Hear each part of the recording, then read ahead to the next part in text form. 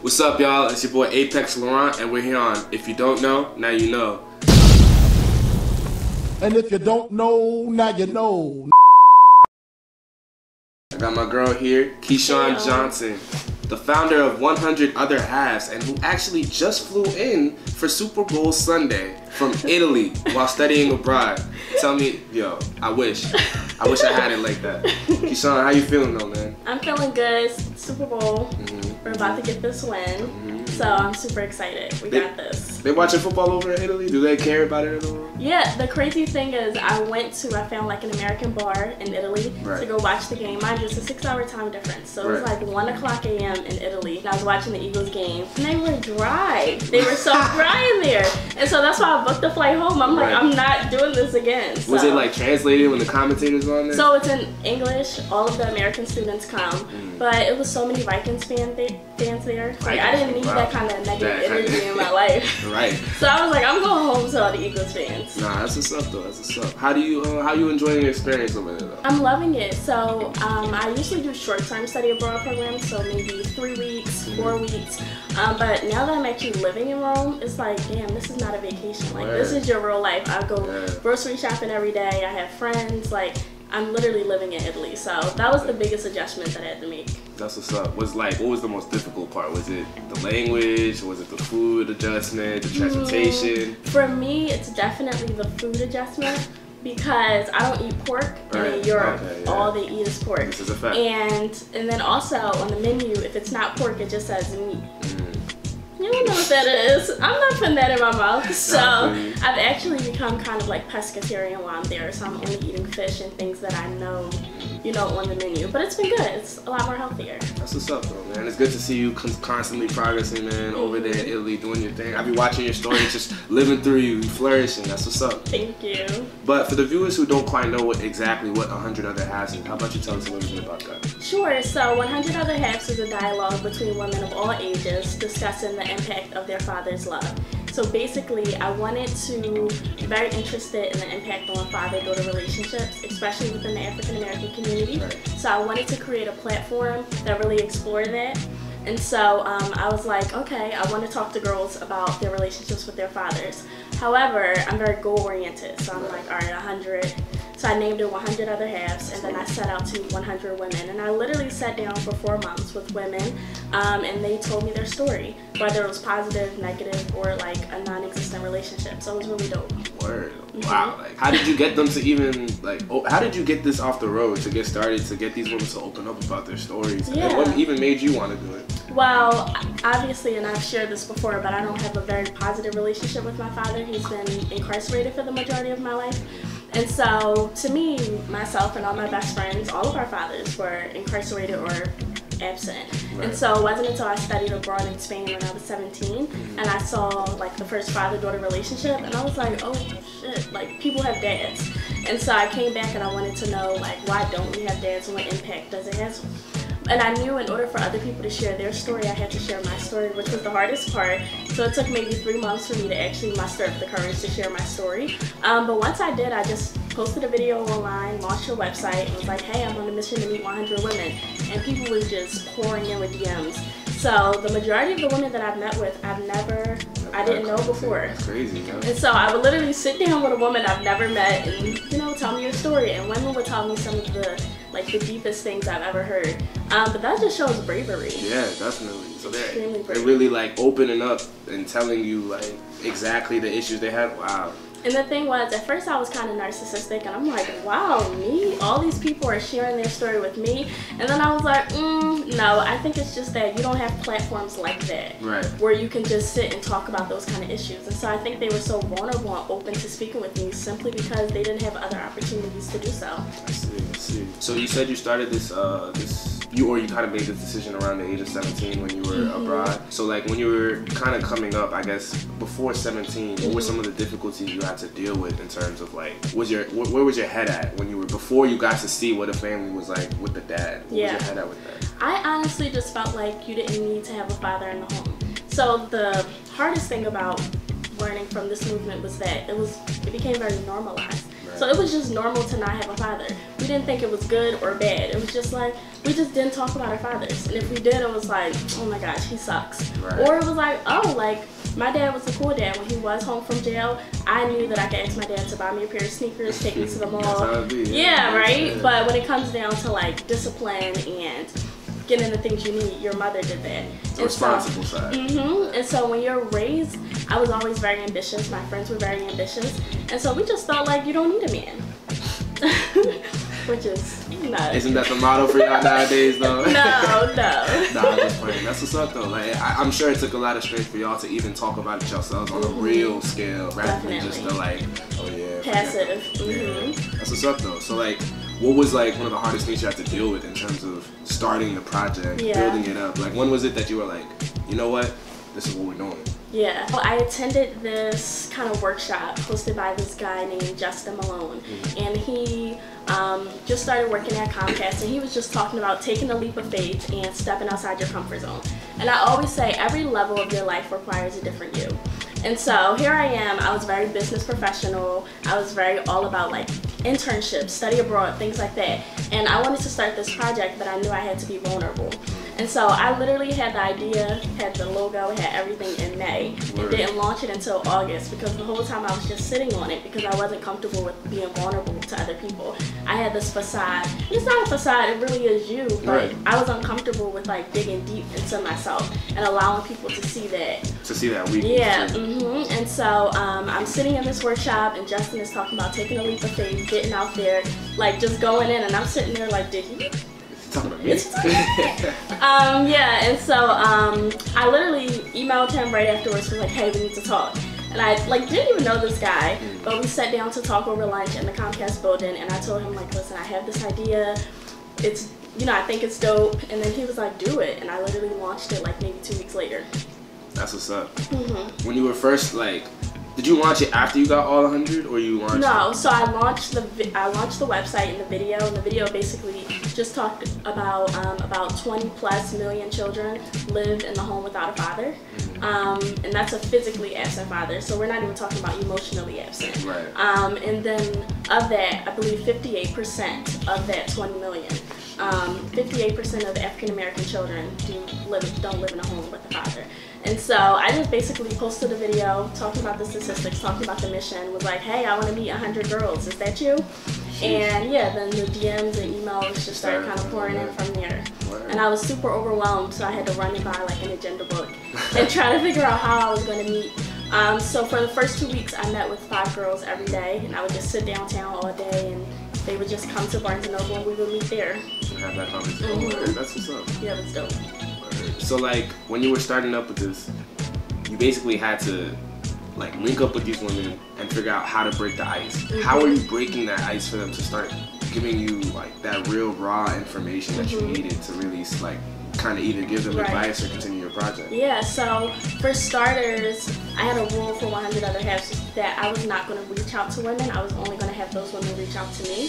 And that's important because I'm not a therapist. So I don't want to be like, all right, talk to me about your relationship with your dad. And then you start opening wounds that you didn't even know exist. So I wanted to make sure that every woman that I met with who shared their story, that was their decision. And so they knew coming into it that they were going to share their story. So I didn't have to pull anything out of them, at least for the basics. But obviously when we meet up, I'm just like, hey girl, how was your day? You know, like talking to them, just making people feel comfortable. I naturally just have an aura where I kind of just start having those conversations. My Uber ride on the way here, I had my Uber driver telling me about him and his daughter's relationship. And the ride was like 5 minutes, but it's very easy for me to kind of get people to open up. And I'm sure probably with a lot of practice, it probably got a lot better too. Yeah, and then from there I would kind of ask them, like, do you know what this project is about? Some of them would be like, no, I just saw the opportunity to talk about my relationship with my father. But yeah, from there, I would kind of just ask them different questions that would kind of open up more and more. And if they were kind of resistant to it, I would just be like, okay, you know, like I'm not going to push you somewhere that you're not ready to go. Makes sense. So you're really just trying to go for more of awareness rather than like a therapy type of thing. Definitely. Gotcha. Did you expect it to blow up? Like from what I understand, you were on Fox Atlanta, Fox News in Philadelphia, Philadelphia Inquirer, I think, I believe. Did you expect it to blow up the way you did? And actually, I'm not sure if I got all those features right, so you could go ahead. Yeah, so my goal obviously is I wanted media attention because I'm like, I don't know 100 girls. Right. And so I just didn't know how to go about it. So Sophia Bowen, she reached out to me and she writes for. She was writing for Philly.com. Yeah, and so she reached out to me and she wanted to do a feature for Philly.com. And that turned into the Philadelphia Inquirer and the Daily News. And then Bill Anderson reached out to me. Wow. Yeah, and I remember like getting the email and I'm like, somebody playing on my phone. Like, I don't need that. Right. And I contacted him back. And the funny thing is, this was happening during the hurricane. So he emailed me and then never responded because he had to fly to Puerto Rico, I believe, for the hurricane. And so I'm like, I knew it. Somebody was playing on my phone. This is not going to happen. And I kept calling him. Right. Just like, hey. I'm hungry. Yeah, what's up? And so finally he was just like, sure, let's do the interview this Saturday. And he set that up. And then I was just on Facebook one day and I saw Fox Atlanta had posted it as well. And so from there, so it was literally about maybe 2 or 3 weeks of just constant like media attention. I was very grateful for it. I didn't expect it at all. It just kind of kept rolling in. And then from there, the emails started kind of coming in. And it went from me interviewing women my age to me interviewing women as old as in their 40s with children and things like that. So it really just took off somewhere I didn't expect it to. It's amazing, yo. Like, I'm really proud of the success that you're like. I just kept seeing it, just like, yo, featured here, Fox News here. I was like, wow. Yeah, it was insane. Yeah, she's grinding. That's what's up, though. Insane. So what is it that keeps you motivated? Like, what is it that keeps Keyshawn up every day? Like, yo, I really want to continue this project. This is something that I would like to, I want to change the world. Well, definitely that's a great question in terms of during the fall. So I started this project in the summer. Like I said, I was meeting with 5 girls every day and it was easy. It was cool. I didn't have any obligations. And then that fall I started full-time at school and then I was working full-time at Comcast. And so I would literally work 8 to 5, work and go to class 8 to 5 and then meet with girls from 5 to 8 every day. And honestly, it was the craziest sense of motivation. That's how I knew I was passionate about it, was that it just came straight from inside. Like every single girl that I met with, and I'm talking like I had an 8 a.m. class, would catch the train to Comcast, work, come back at 3 to have class until 5, and then meet with girls. And I was never tired when it was time to meet with the girls because it was like, yeah, and each one of them, their story, like, I told them, like, I was kind of fake because each one of them I was like, she was my favorite. Right. But honestly, what really motivates me is the fact that, like, there are women out here who, one, some of them had a negative relationship with their father and they never even thought to explore how that impacted them because it was normal.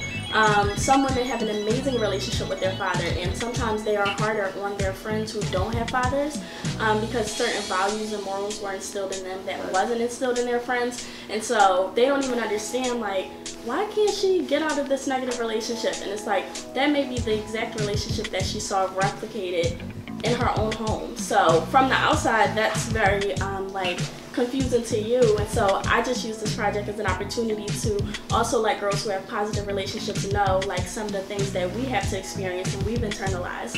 And so what was just passionate about this project and what kept me going and motivated was just like the aha moments that the girls would have. We would be talking and as we're kind of peeling back those layers, they're like, I never even thought of that. And I'm like, see sis? I got you. Right, I got you, sis. So that was really just what motivated me, just genuinely being passionate about it and then understanding that I was making an impact. Now this question might come off as gender biased, but you know, I gotta ask for the men. Did you get a chance to talk to any of maybe fathers or men in the situation? So that's definitely something that I'm working on now. Now that I'm in Rome and I kind of have an opportunity to kind of lay low, stop moving so fast, and I'm trying to figure out a way to implement men, whether it's having 100 other halves for men, or talking to fathers who maybe didn't have a positive relationship with their child, or did have. I had one girl that I interviewed. Her father has 6 daughters, and he's an amazing father to each one of his daughters, and they all feel equally loved and equally yoked. And I would love to talk to him. I have some fathers that's like, yeah, I wasn't with my, you know, daughter's mother, but I still made sure I maintained an amazing relationship with my daughter. And I think it would be amazing for people to hear his side of the story because there's so many fathers on the flip side that's like, nah, her mom was tripping. Right. Boom, there goes the relationship. So I'm definitely looking forward to having more projects where I implement men as well as still like empowering the women. Got you. Well, as your social life and the media was expanding, you know, your social media is blowing up. You're now getting featured all over the place. People are starting to see the project. Did your family and social or even love life start changing after all the, like, this attention started being all over you? Yeah, so not much of my family. I don't think that like my father was very excited about this project.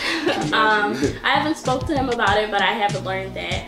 But my mother was very supportive. Like my mother, she was the 100th woman. Wow. So yeah, that's dope. and that was awesome because we. Shout out to you, Ms. Johnson. Shout out to you, Miss Barrett. Oh, Miss Barrett. No, you don't have to do that.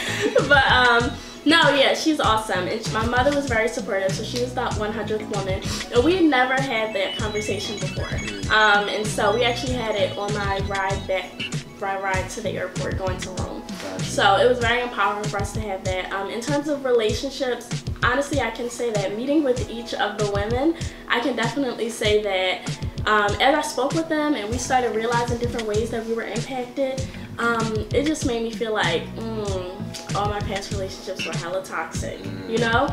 But sometimes when you're in it, you don't really see it. Right, and when you're in it, you don't feel it. But this project was an opportunity for me to step back and, you know, practice what I'm preaching. Right. And so definitely played a toll on my relationships. Got you. So like, when you say it took a toll on your relationships, do you mean with men or like friendships too? Like your girl saying, "Oh, she's too popping for us now." Oh yeah. Like that? No, I have like the most amazing group of friends. Okay. So and honestly, the women of 100 Other Halves it's like 100 best friends now. Because they were extremely supportive and amazing. But my friend group was cheering me on all the way. For anything, I made more friends.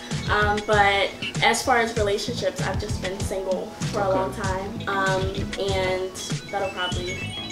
Is there any advice that you would give, like Keyshawn, in terms of friendships, relationships, social life, love life?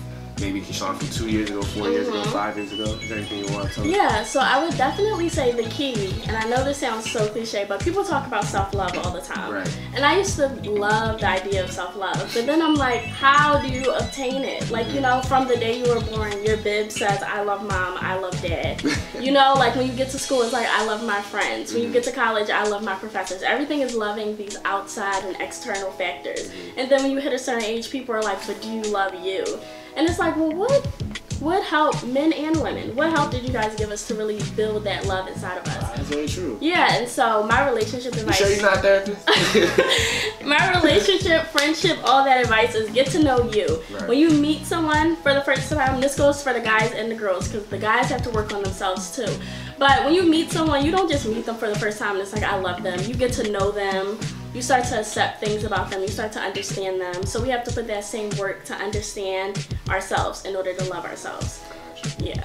So during your whole project, what was the hardest, worst, or just your most unmemorable experience?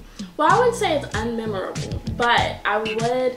I remember it was maybe like when I got to my 20s and 30s of the women. I started to meet women who were open to come talk to me, but then they would get with me and they would be like, my dad wasn't in my life, but I don't care, it didn't affect me. And I'm like, okay sis, why are you here then? Clearly. Yeah, I'm like, okay, because like I said, I'm not a therapist, so I don't want to push them beyond their limits. But they would literally go out their way, reach out to me, meet with me, but then have a wall up. Right. And like, oh, I wasn't affected. Oh, They was looking for you to break that wall Yeah, and so that was a challenge because I had to get women who were coming to me like, I will pour my heart out to you. Right. You know, and so that was a roadblock. And so I remember I spoke with this one girl, and I slowly but surely broke down her wall during our conversation, but she was so poised and like well put together, and she was just like, And so when she walked away, I was like, you know, you gotta take a L sometimes. Right. It is what it is. And then she sent me this email like, wow, like I'm still sitting in the car crying from our conversation.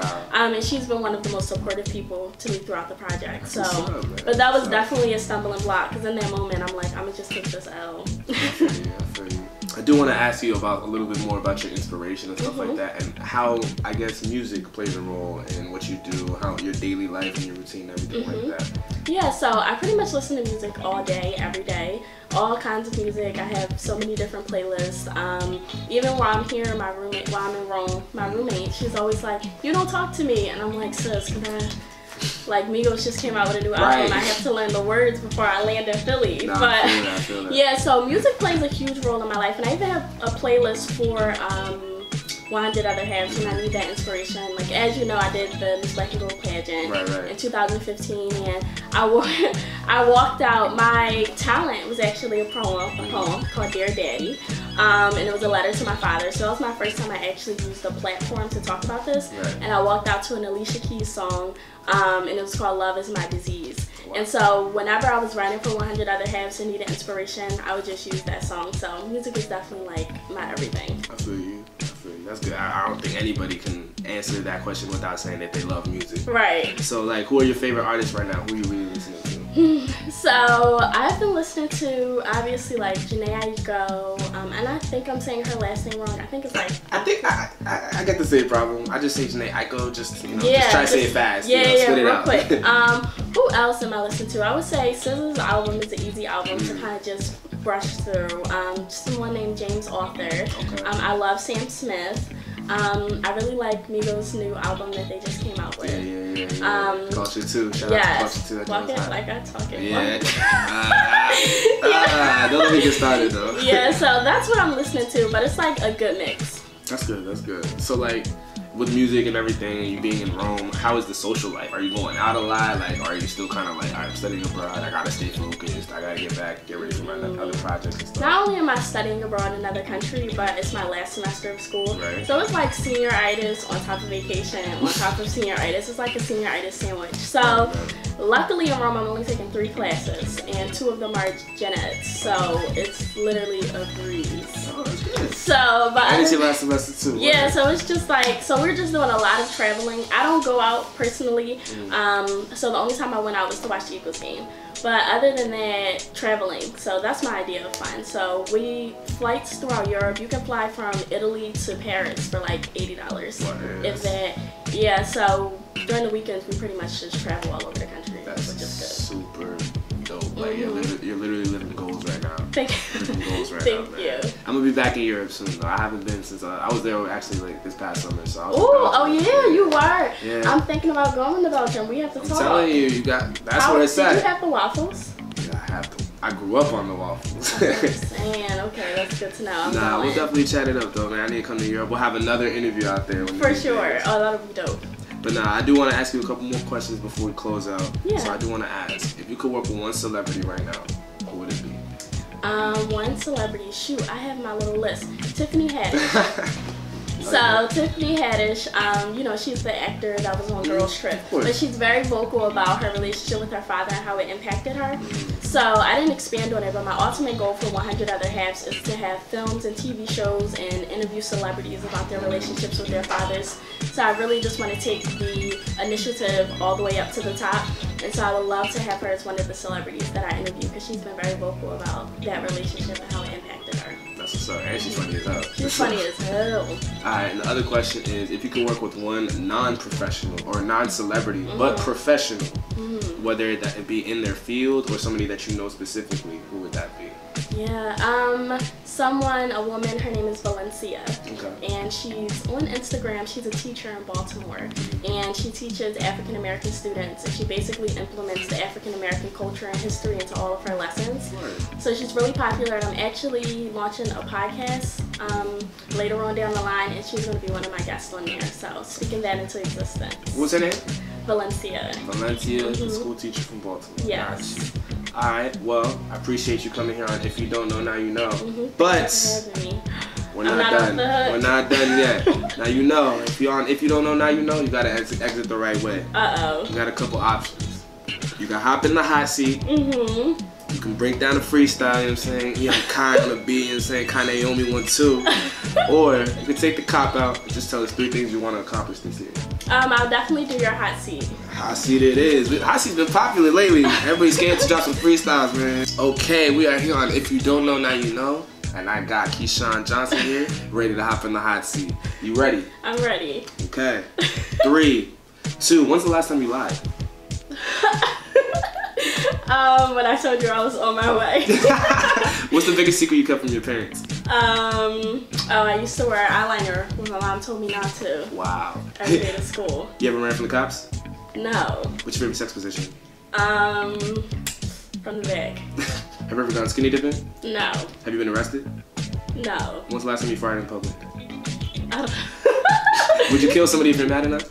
Yes. And what's the most embarrassing thing you've ever done? The most embarrassing thing I've ever done, my 21st birthday in Vegas. We were recording a show for Gabby Douglas, the gymnast, her brother, and I got so drunk and I got kicked out the club. Like, kicked out. This is your birthday in Vegas? Yeah, you were working? 21st birthday. No, I wasn't working. We had just walked into the club. And his team just walked up to us and was like, hey, we need extras in the section. Right. So we were like, okay, cool. But that's lit. Right, but they needed to take shots of us, taking shots, right?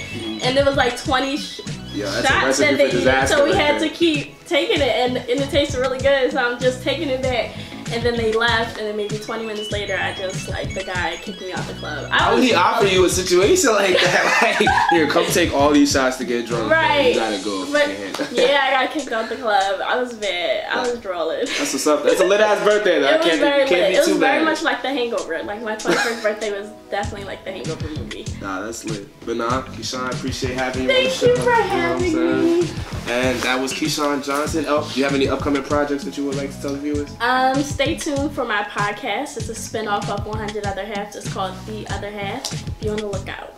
Be on the lookout for The Other Half. You never know. You might find them. But thanks for coming. This is If You Don't Know. Now you know. There you go.